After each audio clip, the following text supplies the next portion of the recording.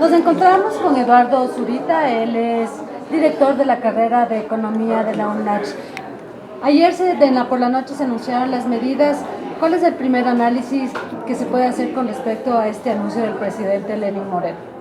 Bueno, muchas gracias por esta oportunidad, de esta entrevista y de dirigirme a los lectores de este prestigioso medio. Sí, bueno, las medidas fueron anunciadas ayer en la noche y la primera impresión que se da es que es unas medidas básicamente recaudatorias. Están enfocadas en principio, yo diría, en una dirección acertada porque hay una disminución del gasto público. Es un porcentaje muy fuerte de la disminución del gasto público. Ojalá veamos si lo va a cumplir. El gobierno estima más o menos en 1.800 millones, dice que lo va a hacer, más o menos 600 millones en bienes de capital y el resto lo va a hacer en bienes y servicios, es decir, va a afectar lo que es el gasto corriente. Lamentablemente la historia de estos 3 años es que esa ejecución de disminución del gasto ya en la práctica es de una manera muy difícil, ¿no? No es tan fácil en papel, es decir, voy a disminuir un tanto que ya en la parte real, ¿no? Entonces vamos a ver cómo se comporta y de acuerdo a eso veamos si esa medida es adecuada para de alguna manera equilibrar un poco las cuentas fiscales. El otro punto que yo le veo a favor es también la contratación de deuda. El gobierno anunció más o menos 2.000 millones de deuda, que esto viene siendo un alivio, si se puede decir, en el sentido que va a ayudar a las finanzas públicas para cubrir ciertos desequilibrios fiscales que lo tenía.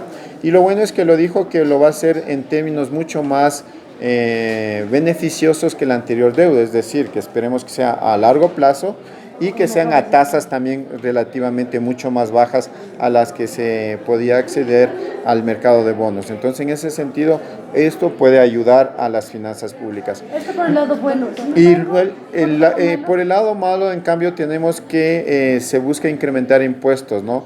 Hay esta restricción que se quiere hacer a los salarios de los servidores públicos, afectando de alguna manera, o yo diría de una manera importante a la clase media.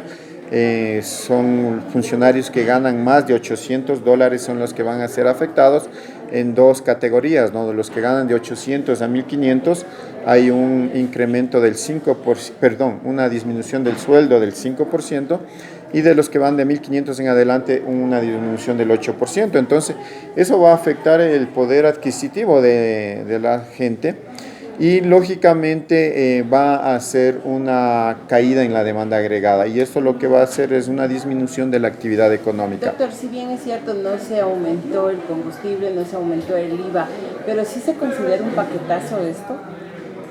Por el lado de la demanda agregada, sí, es una medida recesiva que va a afectar a la actividad económica. Entonces, en ese punto, lógicamente, no en las dimensiones a lo mejor que esperaba la gente, ¿no? Que esperaba una eliminación de los subsidios, tanto de la gasolina extra como del diésel, y a lo mejor también otras medidas de impacto más profundo.